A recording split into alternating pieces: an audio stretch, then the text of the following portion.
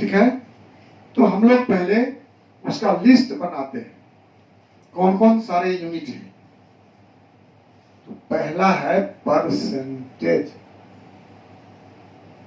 Percentage ऐसे लिखते हैं, आपको पता है। यह परसेंटेज 3 तरह का होता है। ए, मास बाय मास परसेंटेज। दूसरा,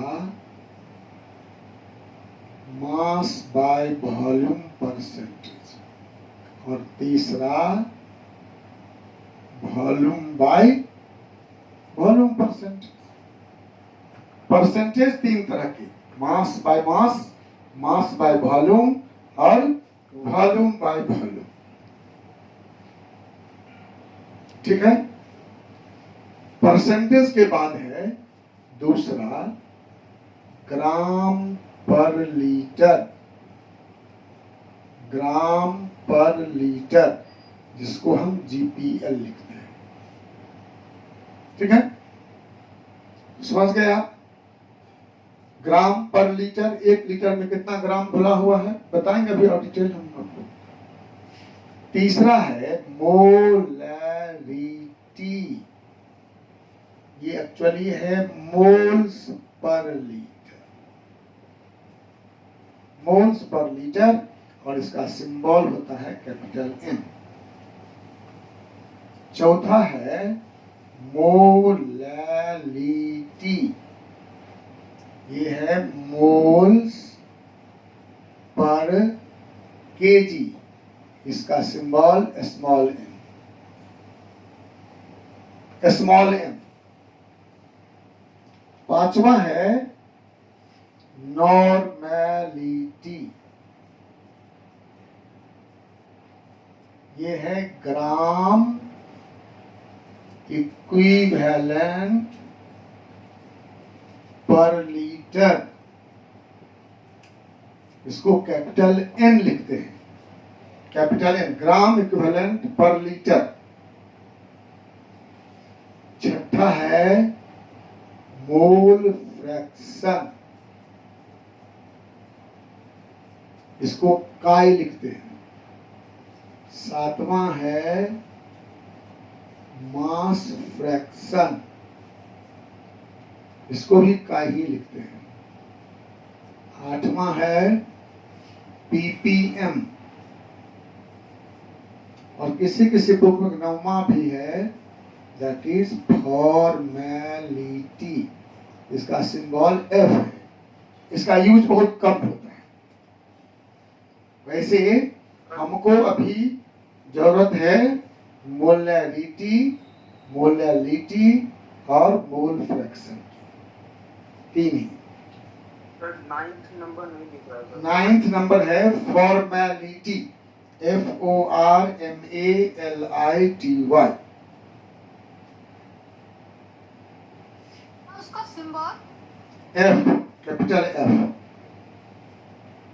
और सर पार्ट्स पर मिलियन का कुछ नहीं, ओनली पीपीएम। पीपीएम का हमारे केमिस्ट्री में जरूरत नहीं होती है। इसको हम लोग जनरली इन्वायरमेंटल पॉल्यूशन, एयर में या वाटर में जो पॉल्यूटेंट्स है उसके लिए एक्सप्रेस करते हैं। लेकिन पॉल्यूटेंट भी केमिकल सब्सटेंस है, इसलिए केमिस्ट्री में पढ़ते हैं इसको। केमिकल लेबोरेटरी में जरूरत नहीं है इसकी। ठीक है, हमें जरूरत है मेन मोलैरिटी, मोलैलिटी और मोल फ्रैक्शन की। और आगे जैसे मैंने कहा था आपको, एक चैप्टर है टाइट्रेशन, वॉल्यूमेट्रिक एनालिसिस, जो एनसीईआरटी में नहीं दिया हुआ है, लेकिन जो बच्चे आईआईटी जेईई पर करते हैं उनके लिए है जरूरी, उसमें दिया हुआ है। वहां काम पड़ता है हमको नॉर्मैलिटी का। इसलिए हम लोग इसको पढ़ेंगे ताकि हम आगे जाके जब कल वॉल्यूमेट्रिक एनालिसिस पढ़ेंगे तो हमको दिक्कत नहीं होगी। ठीक है। किसी किसी बुक में एक और दिया हुआ डेमल यूनिट, लेकिन उसकी जरूरत नहीं है हम लोग। डेमल यूनिट खासकर अगर आप जीसस मेरी स्कूल में पढ़ते हैं तो उस स्कूल में जो एग्जाम होगा उसमें ये पूछा जाएगा। But it is not use for us, और जीवन में कहीं काम नहीं होगा। ठीक है, सर इसलिए 10th वाला का एक बार और नाम बताइए ना। डेमल, DEMAL, डेमल।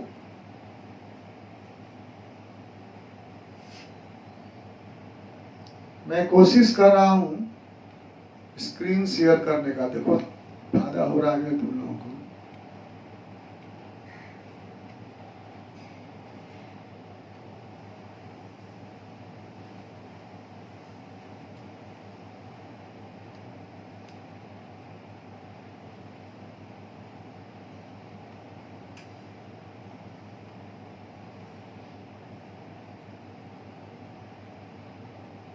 इसको हमें डेवलप करना है आगे।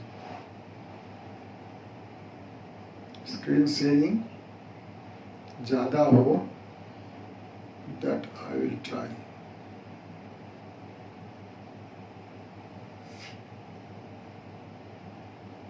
देखो तो आ रहा है,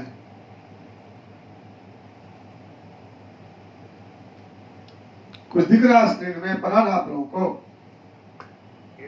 यस सर, परसेंट, मास परसेंट, वॉल्यूम परसेंट सर। हाँ नहीं, उसमें तो वो पढ़ा रहा हमको भी, छोटा वाला जो है सो पढ़ा रहा है, उसके नीचे वाला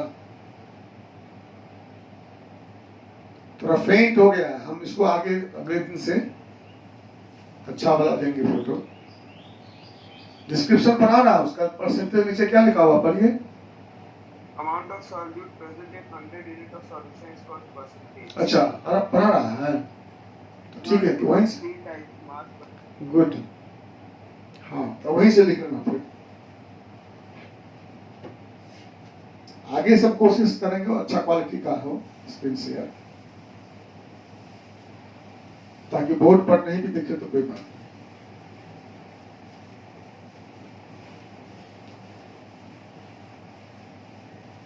चलिए, तो ये थे these are the concentration units, means those units in which concentration of solution is expressed. Okay, now we shall describe one by one to each. First is percentage, और I hope इसमें कुछ कहने की जरूरत नहीं है। परसेंट समझते हैं आप लोग कि what amount out of 100, 100 में कितना है। अगर आप 100 लेते हैं तो उसमें कितना होता है, उसे हम लोग कहते हैं परसेंटेज। ठीक है, इसको डिफाइन करने की जरूरत नहीं।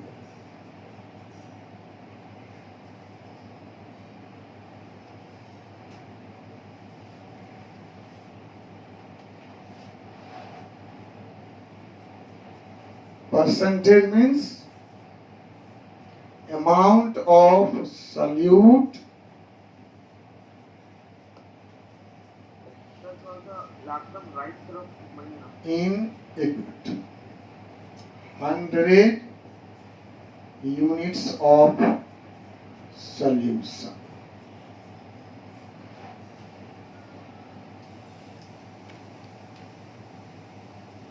बोर्ड के लिए स्क्रीन के लिए, Yes, sir.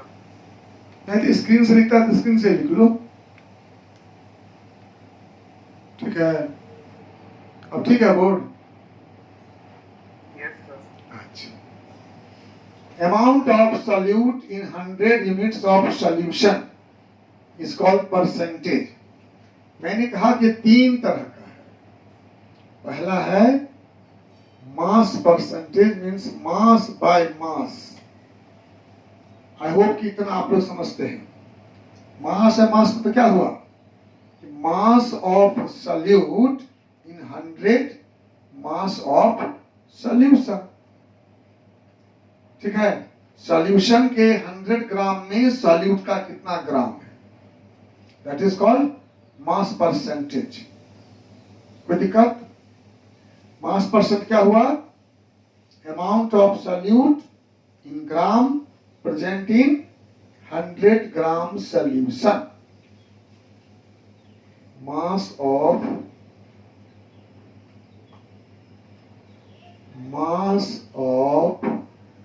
solute in gram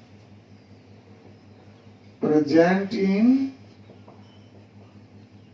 100 gram solution, आप केजी लोगे तो mass of solute in KG present in 100 KG solution. ठीक है, सेम यूनिट लेंगे। मास परसेंट कैसे निकालेंगे? Mass percent equal to mass of solute in gram by mass of solution in gram into 100, है ना। W ग्राम solution में x ग्राम है, एक में x बटे W है, 100 में x by W into 100। ये हुआ mass percentage, mass of solute in gram present in 100 gram solution. दूसरा है mass by volume percentage. Mass by volume नाम से स्पष्ट है कि 100 ml सॉल्यूशन में कितना ग्राम सॉल्यूट है। ये होगा मास of solute in gram present in 100 ml solution।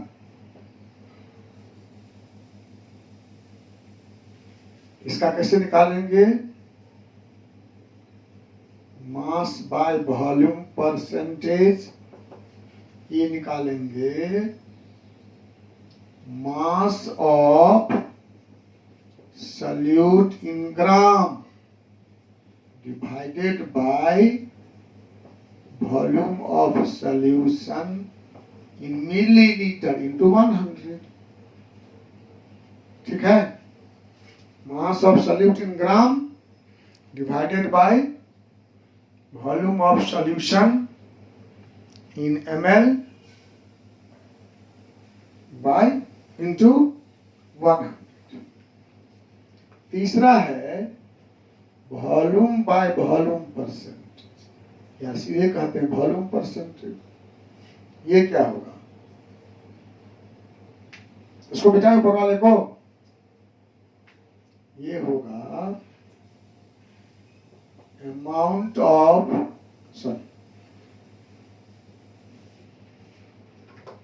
volume of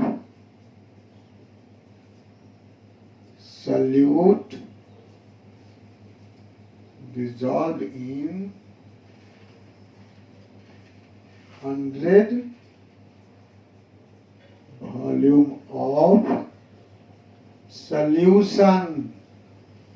solution के 100 वॉल्यूम में सॉल्यूट का वॉल्यूम कितना है, ये वॉल्यूम परसेंटेज निकालेंगे। वॉल्यूम ऑफ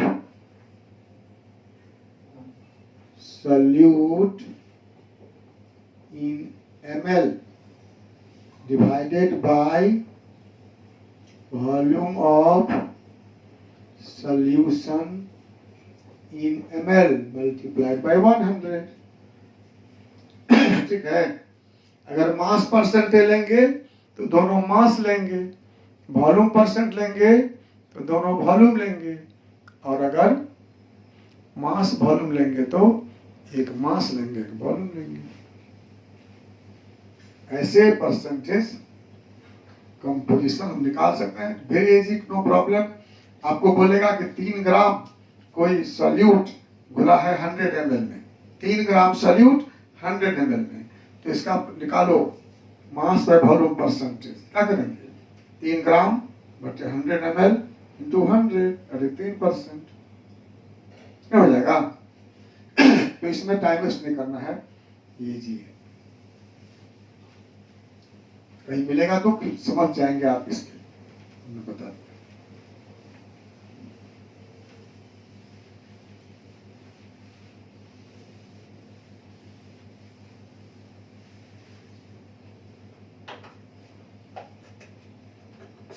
फिर भी मन में कुछ क्वेश्चन है तो बताओ।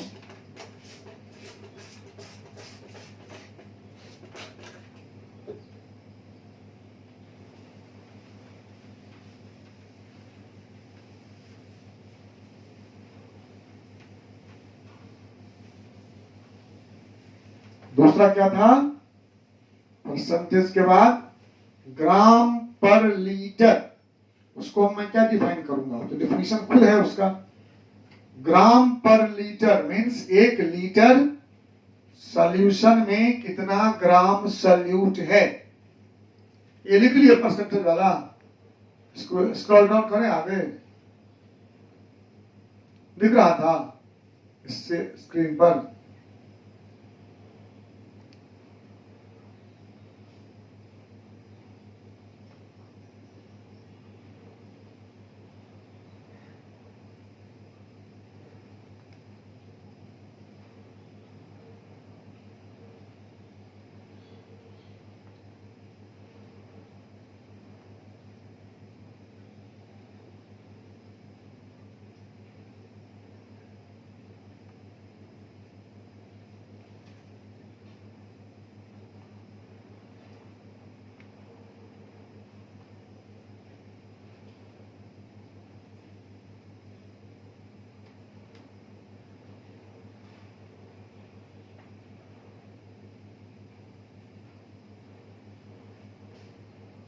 ये ग्राम पर लीटर, ग्राम पर लीटर नाम से स्पष्ट है, 1 लीटर सॉल्यूशन में कितना ग्राम सॉल्यूट है, अमाउंट ऑफ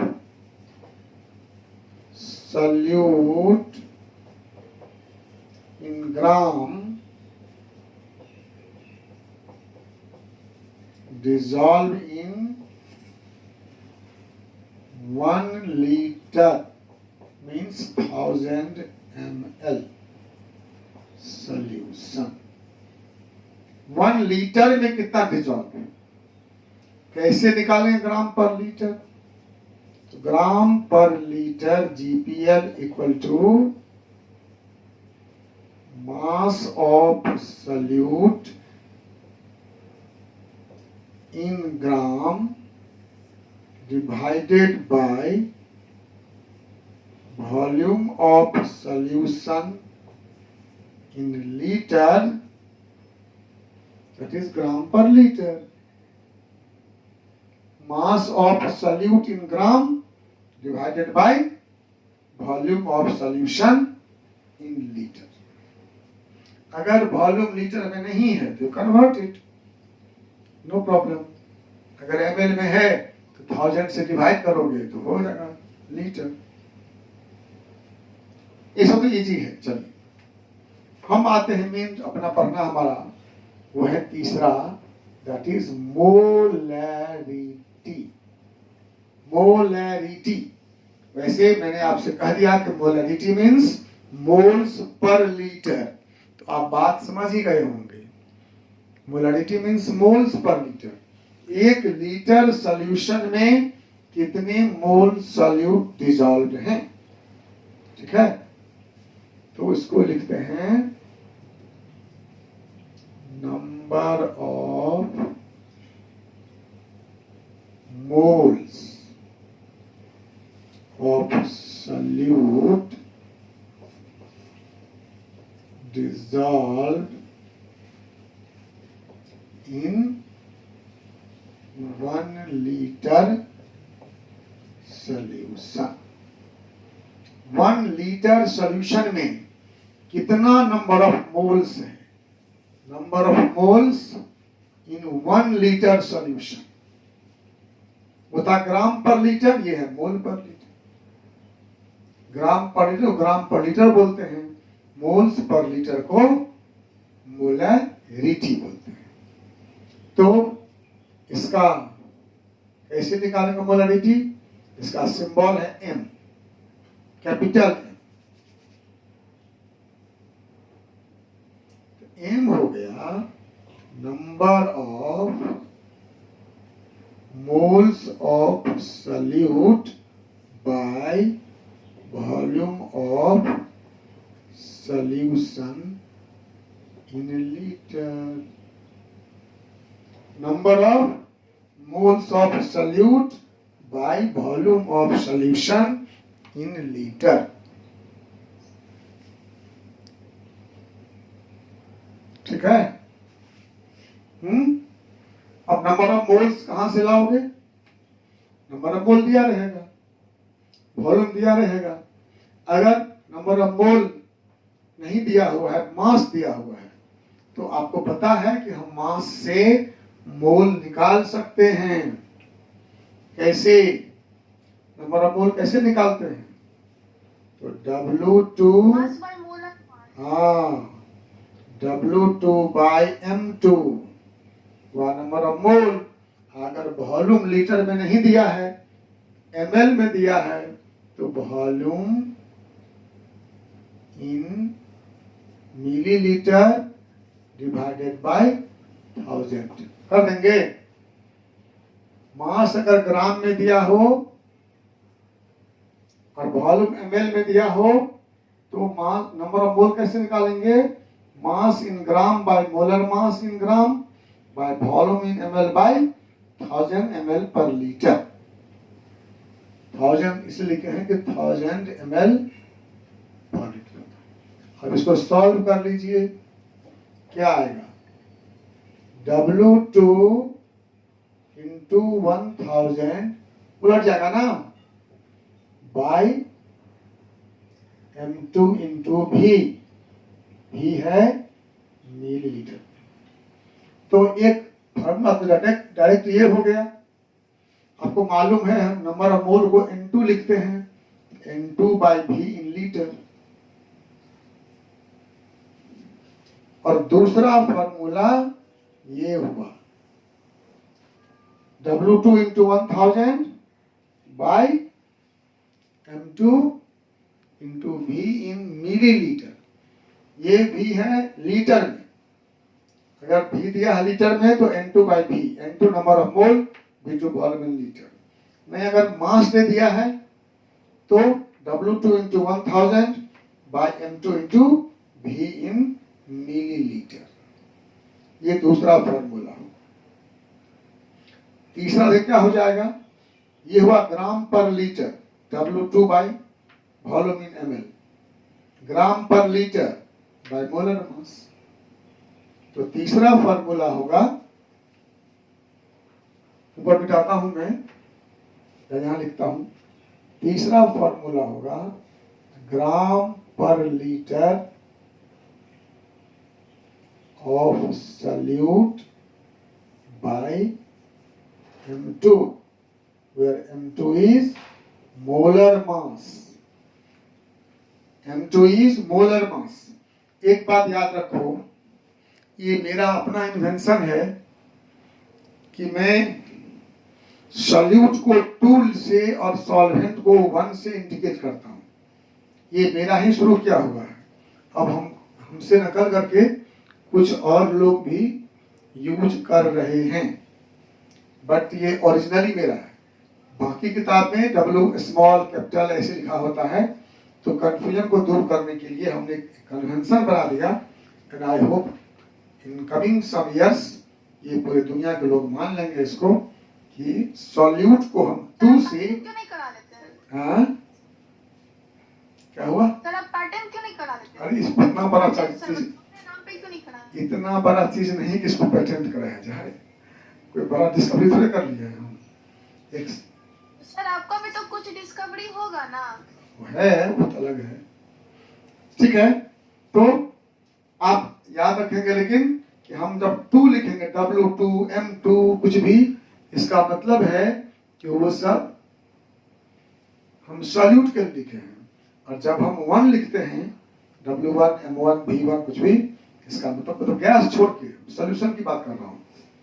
गैस में तो V1 V2 होता है 2 स्टेट के वॉल्यूम के लिए, वो दूसरा चीज है। इस सॉल्यूशन के परिप्रेक्ष्य में हम लोग 12 में भी पढ़ेंगे, 11 में पढ़ेंगे, तो हम लोग ऐसा करेंगे। और बहुत सा बुक शुरू कर दिया, ऐसा कोई नहीं बात नहीं।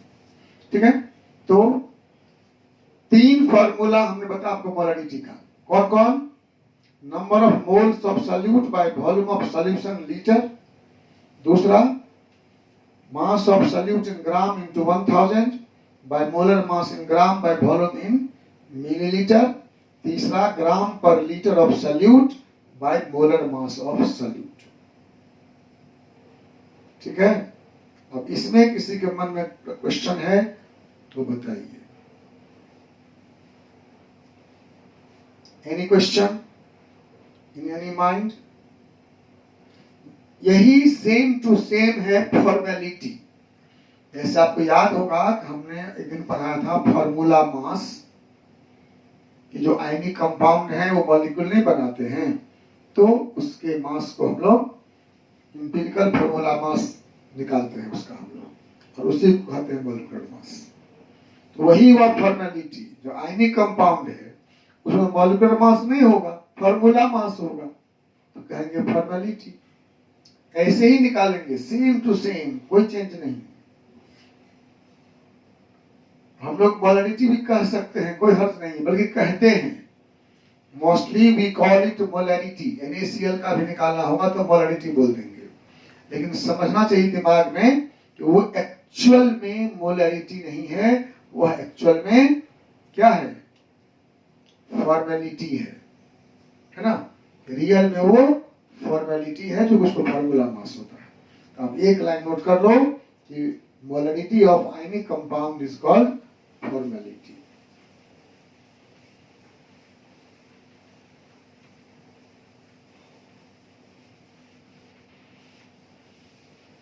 आज का तो स्क्रीन शेयर अच्छा नहीं हुआ, बट आई शैल ट्राई कि थोड़ा सा और बोल्ड और कुछ और ब्लैक लिख के स्क्रीन शेयर किया जाए। Molarity of ionic compounds is called what? Called formality. ठीक है। Formula mass is used in place of molar mass. लेकिन ये उपयोग में नहीं है। हम लोग जनरली मोलरिटी ही यूज कर लेते हैं, फॉर्मेलिटी यूज नहीं करते हैं। ये सिर्फ कंसेप्शन के लिए है।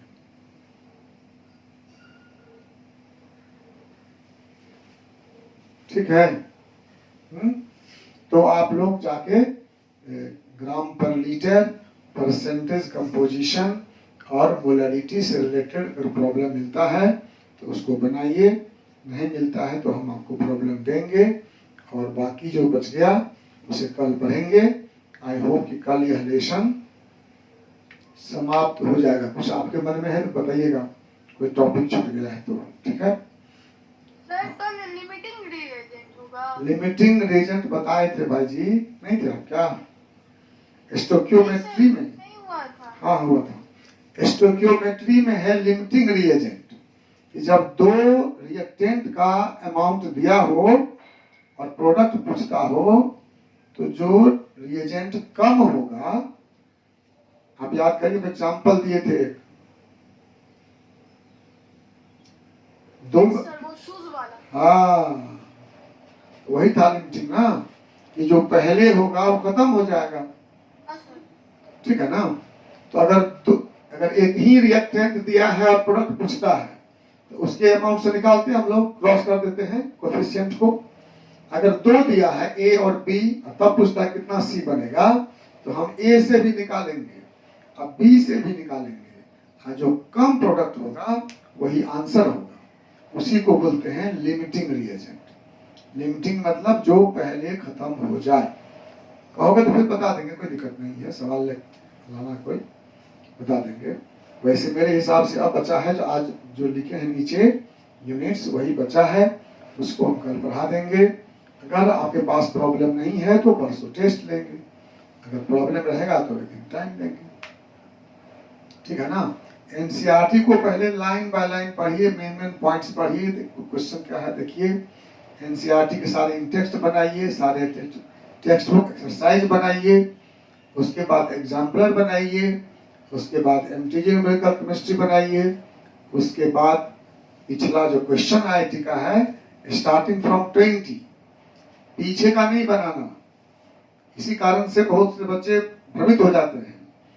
79 का क्वेश्चन बनाते हैं, 80 क्वेश्चन बनाते हैं, वो सिलेबस बदल गया और उसी को दिखा के कोचिंग वाला सब कहता है कि देखो नहीं, सब एनसीईआरटी में नहीं है ना, पूछा हुआ है। कब पूछा है? 2006 में सिलेबस बदला। 2006 से पहले डिफरेंट सिलेबस था, फिर 2006 के बाद अभी 2015 में बदल गया सिलेबस। वो देखना पड़ेगा ना। ठीक है, थैंक यू वेरी मच।